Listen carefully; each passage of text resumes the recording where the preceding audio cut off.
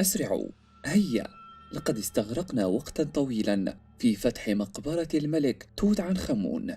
لا بد أن نخرج بنتائج فعلية الآن، وإلا كانت العواقب وخيمة علينا جميعا. قال ذلك الأثري المصري وهو يلهث من فرط الحماس. إنه يعلم جيدا بأن المجد ينتظره، الشهرة والأموال.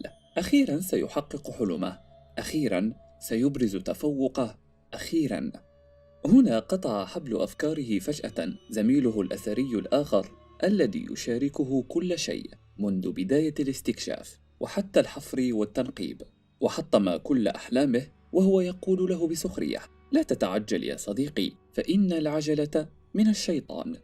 هنا نظر إليه الأثري وهو يقول له: كيف تكون بهذا البرود ونحن على أعتاب أكبر اكتشاف أثري في التاريخ الحديث؟ قال له: أنت حالم، فأنا أستشعر الخطر. ألم ترى الكلمات المكتوبة على مدخل المقبرة؟ هنا كان على وشك الانفجار بوجه زميله من فرط الغيظ، ولكن فجأة صرخ أحد العمال: لقد فتحت المقبرة أخيرا. وفجأة هبت رياح ساخنة في وجوههم جميعا، فوجل الجميع وتراجعوا، ثم نظر الزميلان الأثريان لبعضهما البعض في ذهول، ثم دوى صوتا عجيبا في المكان. وهنا نطق الأثري الأول: ترى هل... فما هو السؤال الذي لم يكمل أو لم يجد الوقت ليكمل؟ تابع الفيديو حتى النهاية. ولكن قبل أن نبدأ عزيزي المشاهد، ضع إعجابك بالفيديو، فذلك يساعدنا كثيرا. شكرا جزيلا لك.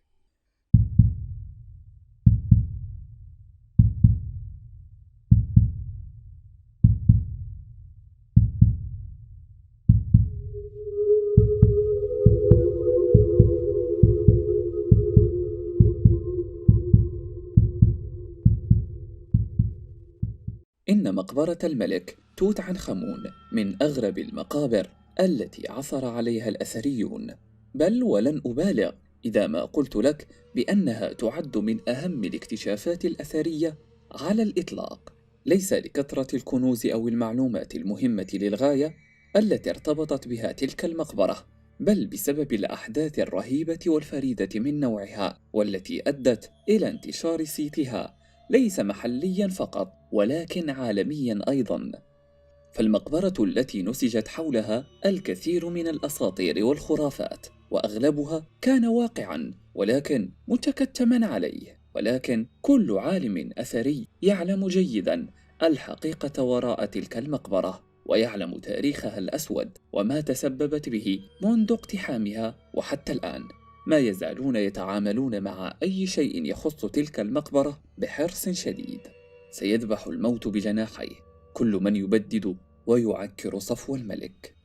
أول جملة استقبلها الأثري المصري وهو يهبط إلى المقبرة. كان الموقف مهيبا إلى أقصى حد، والأكثر غرابة هو صوت الأنين المكتوم الذي يسمعه كالهمس، إلا أنه لم يسمعه بل يشعر به في عقله. ولكن الأغرب هو أن لا أحد يسمع شيئا، وكلهم منبهرون بما يرون. هنا تساءل سؤالا منطقيا للغاية: لماذا لم يعبث أي من اللصوص بتلك المقبرة؟ إنه لا يذكر أبدا أنه دخل مقبرة ولم تعبث بها أيدي اللصوص التي تأخذ كل ما خف وزنه وغلى ثمنه. أيعقل أن يكون لصوص المقابر بذلك الكرم؟ ولماذا ذلك الخوف الغريب الذي يعتريه؟ لماذا ينبض قلبه بذلك الشكل العنيف؟ إن شيئا ما ليس طبيعيا بشأن تلك المقبرة.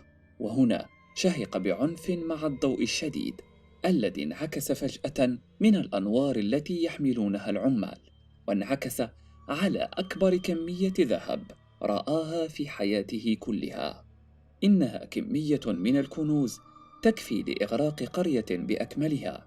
ولكن على عكس كل من حوله، لم يلتفت نظره إلا لهيكل زجاجي يحمل بداخله زوجا من الأبواق، وتحتهم كتبت الكثير من الكتابات التحذيرية. هنا اندفع زميله باستهتار قائلا في سخرية: يا له من بوق، هل تعتزم استخدامه في حفل عرسك؟ وفتح الهيكل الزجاجي والتقط أحدهما واعتزم النفخ فيه. فصرخ زميله: انتظر، لا تفعل. ولكن فات الأوان، فما أن نفخ في البوق حتى اندفع منه عمود من الأطربة العجيبة، وخرج صوت عجيب كفحيح الأفعى، ثم انطفأت جميع الأنوار دفعة واحدة، ليس وسط مجموعتهم فحسب، بل في القاهرة كلها. سيذبح الموت بجناحيه كل من يبدد ويعكر صفو الملك. كل هذه الأحداث عزيزي المشاهد هي حقائق معروفة ولقد وثقت أيضا، ولكن بالطبع لم يرجع سببها إلى النفخ في ذلك البوق، والذي أدى إلى حدوث اللعنة التي أصابت القاهرة، والتي أنكروها تماما بالرغم من عدم وجود تفسيرات وقتها للانقطاع الكهربائي التام. ولكن هل كان ذلك كل شيء؟ بالطبع لا، فاللعنة الرهيبة قد أصابت الكثير ممن كانوا في هذه البعثة التي ستفتتح مقبرة توت عنخ آمون. أول من وجدها واعترف بها المنقب هيوارد كارتر، وقد تم فتح المقبرة في 4 نوفمبر عام 1922. فقد تسببت تلك اللعنة الغامضة بوفاة معظم من شاركوا في فتح تلك المقبرة، ومنهم أحد الممولين لتلك الحملة وأبرزهم وهو اللورد كارنافون، وقد توفى بعد فتح المقبرة مباشرة بشكل غامض، وصاحب وفاته انطفاء أنوار القاهرة الشهير. وقد طالت تلك اللعنة أيضا معظم من زارها، مثل رجل الأعمال الثري جورج جاي جولد، والذي كان أيضا أحد ممولي تلك الحملة المشؤومة، وقد توفي أيضا بشكل غامض بعد فتح المقبرة وزيارتها بوقت قصير. وهناك أيضا رجل الأعمال والصناعة الشهير البريطاني جويل وولف، والذي كان بصحبة من دخلوا لتلك المقبرة أولا، ولكن مثله مثل من طالتهم اللعنة الغريبة أصيب بغيبوبة غامضة ثم توفي بعدها بشكل أكثر غموضا. ولكن أكثر الحالات رعبا على الإطلاق هو عالم الآثار هيو إيفلين، الذي شنق نفسه وقد كتب ورقة بدمه: لقد استسلمت للعنة، أجبرتني على الاختفاء، سيذبح الموت بجناحيه كل من يبدد ويعكر صفو الملك.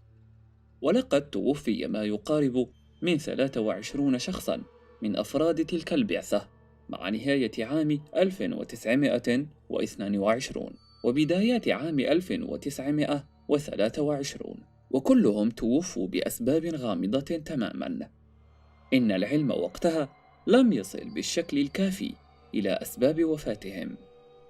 وإذا ما عدنا إلى محتويات المقبرة التي تم استخراجها، فسنجد الكثير من مقتنياته المصنوعة من الذهب الخالص، والذي جعل البعض يعتقد أن الذهب لم يكن العنصر الأغلى ثمناً وقتها، وكرسي العرش الكبير من الصناديق الذهبية. ولكن أكثر الأشياء التي وجدت غموضاً وأكثرها إثارة للرهبة كان بوقين للحرب، واحداً فضي اللون والثاني برونزياً. وقد قام اللورد كرومر المعتمد البريطاني بإهداء أحد البوقين لهيئة الإذاعة البريطانية وقتها، ومنها قام مذيع البي بي سي ديكس كسيتشينغ بإلقاء تجربة عزف في ذلك البوق أمام الجماهير في 31 من أغسطس عام 1939. وبعدها مباشرة أعلنت بريطانيا الحرب على ألبانيا. وصدقني عزيزي المشاهد عندما أقول لك إن هذه لم تكن نهاية الأحداث، فأولها كان ذلك الأثري المصري الذي نفخ في البوق من داخل المقبرة، ولم يخرج صوتا وقتها من ذلك البوق لسبب مجهول تماما، ولكن النتيجة كانت لعنة أصابت القاهرة انقطعت على إثرها الكهرباء في القاهرة بأكملها. كانت هذه أول مرة ينفخ في ذلك البوق منذ 3000 عام، وقد ربط بين الحرب بين العرب والاحتلال الصهيوني عندما نفخ أحد موظفي المتحف المصري لأول مرة من خارج المقبرة داخل المتحف، وقيل بأن استخدامه لذلك البوق كان السبب الرئيسي. وبالطبع هي مجرد افتراضات محضة، وقد قيل أيضا بأنه قد تم النفخ بالبوق مرة أخرى عام 1990 من أحد المسؤولين الذين يتولون مسؤولية المتحف في فترة أزمة الخليج، فنشبت الحروب بعدها. ولقد قيل عن العالم المصري زاهي حواس أنه يؤكد أن قيام ثورة 25 يناير كان بعد أن نفخ أحد الأثريين في البوق، وقبل الثورة ببضعة أيام. وبالطبع لا أحد يعلم لماذا ربط الغربيون بين هذين البوقين والحروب التي تشتعل بعدها، وستظل هذه مجرد نظرية حتى يثبتها شخص ينفخ في البوق ليشعل حربا عالمية ثالثة. فما هو رأيك عزيزي المشاهد؟ هل توجد علاقة بين النفخ في هذين البوقين والحروب الكبرى، أم أن هذه اللعنة مجرد محض مصادفة؟ أخبرنا برأيك في التعليقات. جميع الحقوق محفوظة لقناة إكس فايلز.